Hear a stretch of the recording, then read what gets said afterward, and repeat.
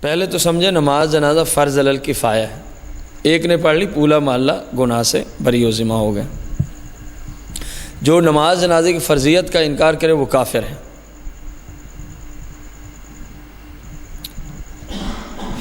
نماز جنازہ کے اندر دو طرح کی شرطیں ہوتی ہیں، ایک تو ہے جو نماز پڑھنے والا ہے، یعنی جس کو نمازی کہیں، مصلی کہیں، دوسری میت کے متعلقہ ہوتی ہے۔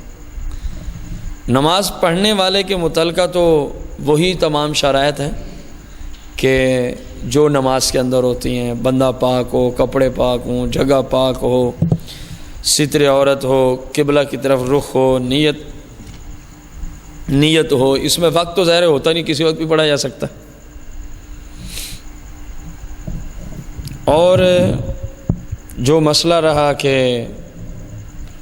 جنازے کے ساتھ، میت کے ساتھ جو شرائط ہیں وہ کیا کیا ہیں، اس کے ساتھ پہلی شرط تو یہ ہے کہ میت کا مسلمان ہونا، دوسری شرط یہ ہے میت کے بدن اور کفن کا پاک ہونا۔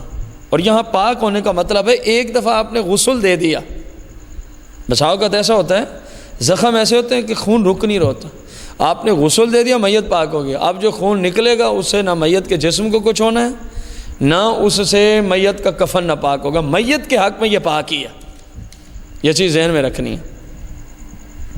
جبکہ تیسری شرط ہے جنازے کا وہاں موجود ہونا، اکثر یا کل۔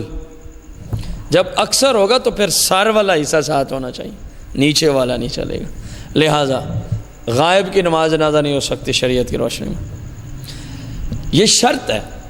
اب اندازہ بھی لگائیں کہ میت سامنے ہو، یہ شرط ہے۔ اب پتہ نہیں جن کے سامنے نہیں ہوتی وہ کیسے نماز جنازہ ادا کر لیتے۔ خیر، چوتھی شرط ہے جنازہ زمین پہ رکھا ہو،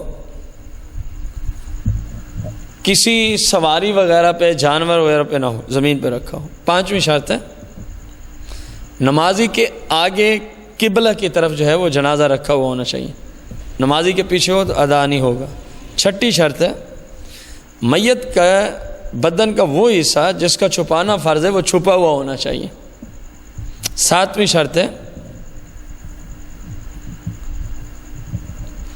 اگر ایک میت ہے تو اس کا کوئی جسم کا حصہ، میں صرف شرائط کی بات کر رہا ہوں، امام کے سامنے ہونا چاہیے، امام کے، اور اگر چند جنازے ہیں تو کوئی ایک سامنے ہونا چاہیے، بقایا آگے ہوں تو تب بھی نماز جنازہ ہو جائے۔